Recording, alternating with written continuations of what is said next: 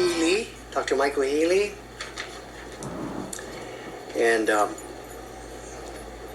Atsumi Haga, Joanna Elazar, and Godfrey Maeshiro.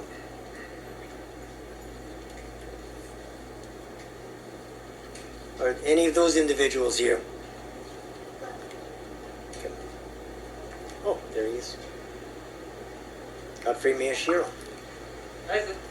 Okay.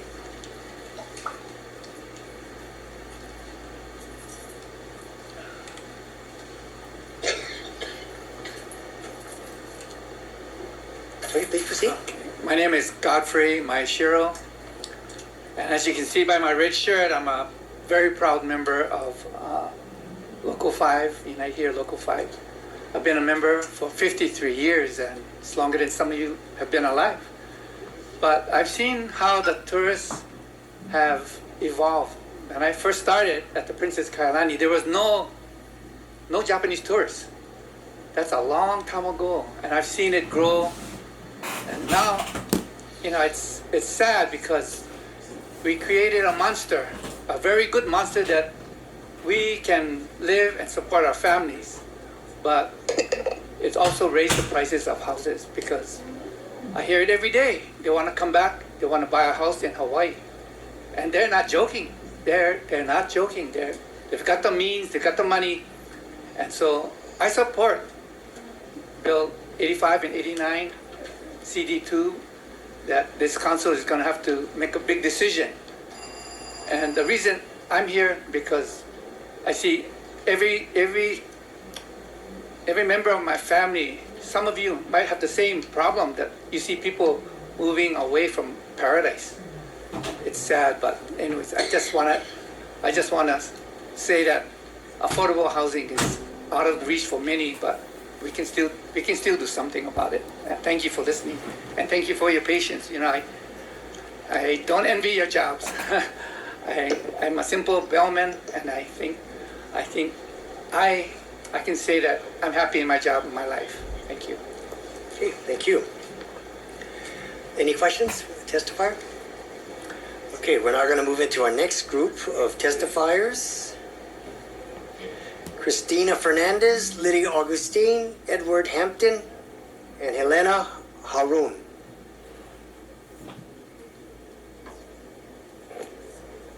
Oh, Eslina Haroun. Okay, please proceed. Good afternoon. My name is Ed Hampton. Guess who I'm with? I've lived here for 41 years. I live in Hawaii Kai for a little more than half that time. I am here to support Bill 85 and 89, CD2.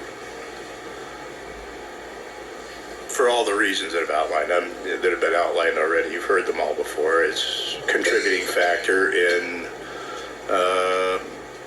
a number of issues regarding housing.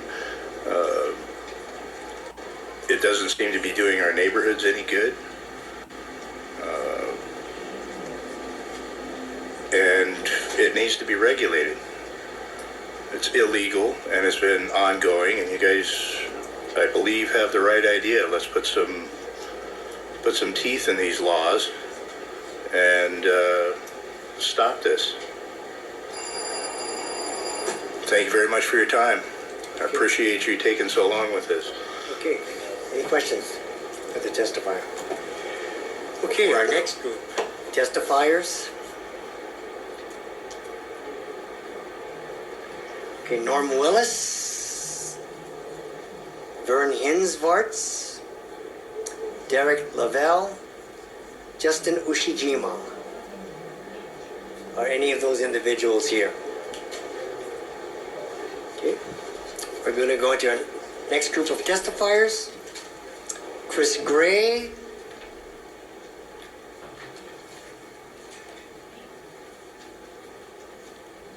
Audrey Barsoum, Kanoa Dahlin, and Steve Kaneko.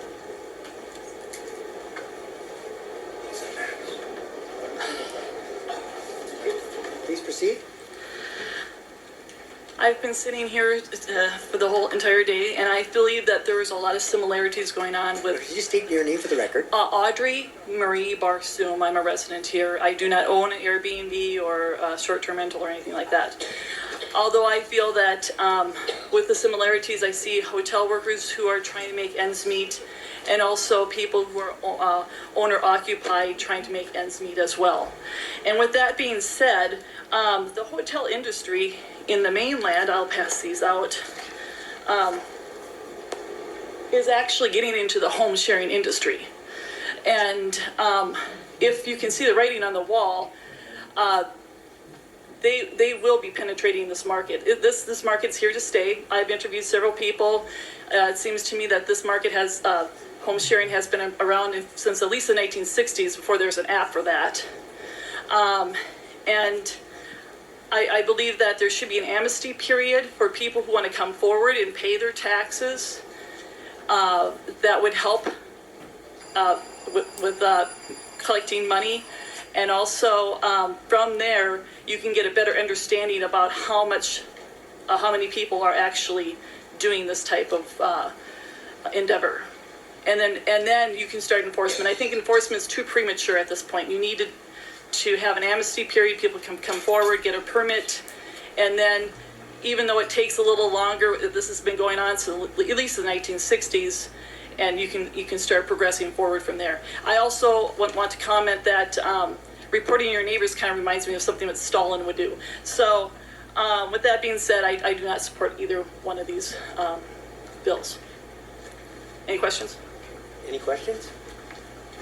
Okay, thank you.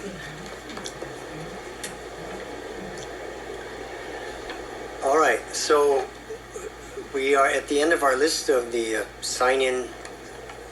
the speakers who've signed in to testify. The two remaining names that I have not yet called, Derek Baum and Megan Hassa. Derek Baum, Megan Hassa. Councilman Menor, can I add my name to the list? Oh, yeah. So, all right, so that completes our list of testifiers who've either registered or signed up now. We will open this up to individuals who'd like to come forward to testify. And so just raise your hands. And you asked first, so why don't you please come forward? Okay, good. All right. My voice might be a little raspy. Thanks again, guys. Here we are, right? May 8th, we were all together. I'm Pat Ferraris from Diamond Head and Waialua. Been here 40 years. My background is 30 years with Intel Corporation as a startup and left as a retiree as a director of IT in Asia. And this is home. Couple notes that I made here. A clarification from the attorney that spent a lot of time with you for 35 minutes. The note to myself is, are the hotels subject to the same level of data disclosure you are requesting from the platforms?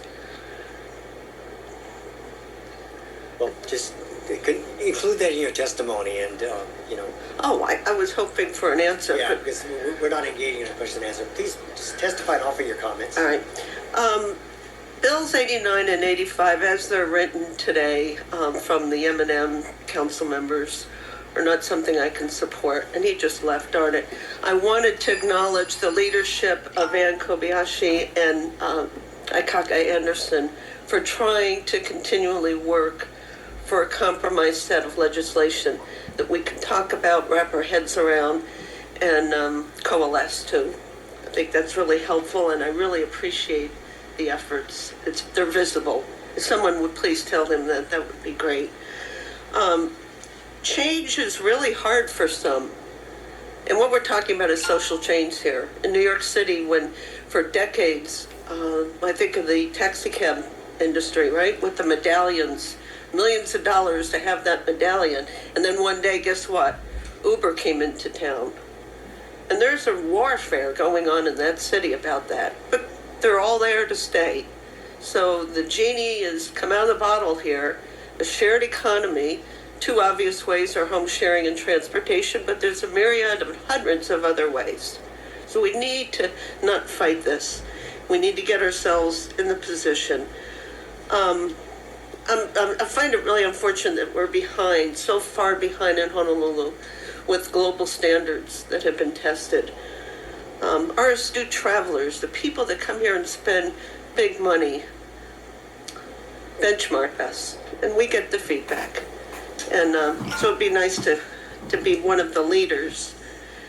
Okay, so since May 8th, the bills that I saw this morning, M&M, we'll just call them M&M, are going to kill and bankrupt us. So I have to ask, was our testimony disingenuous? Was relationship? Yes, you have to do public notice. But if you didn't listen to any of us, I got to tell you, I have a ton of other stuff, as do most of these people, than sit here. So please demonstrate something. If you never intended to do anything other than penal enforcement and minimize the industry and kill and bankrupt, then it would have been nice to say that up front.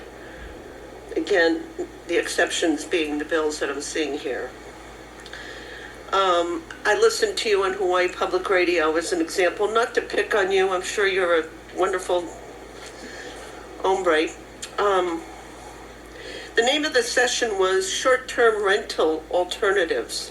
I counted 8 to 9 times you reiterated the proliferation of illegal short-term rentals, and that was your position. I don't feel like a partner with you, Rod. You know, especially when you position your talk to be about alternatives in short-term rentals.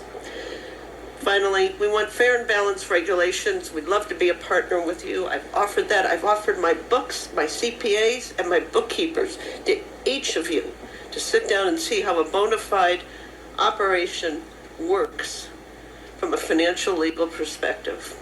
15 years. On the awards of permits, look at owners with respect to complaint, noise, and permits. You heard that. Building permits are really important. 5 years of TAT and GAT. I like the idea of an amnesty. I had not thought of that. That's worth exploring. 5 years of minimum property ownership, not 25 years. 5. Lastly, my Beijing foreign national administrative assistant, her daughter just graduated from Georgetown School of Law. This is a success story from here. And she just landed her first job in September, $200,000 a year, professional job, 21 years old, in a law firm in Washington, D.C. We can be better with job growth. You all should be working on job growth and retaining and attracting employers like I work for and make our city great. Not Unite 5 housekeeping jobs. Educated professionals. We can be better than this. And again, I thank you guys for doing that. Any questions for the testifiers? Okay, there being none. All right.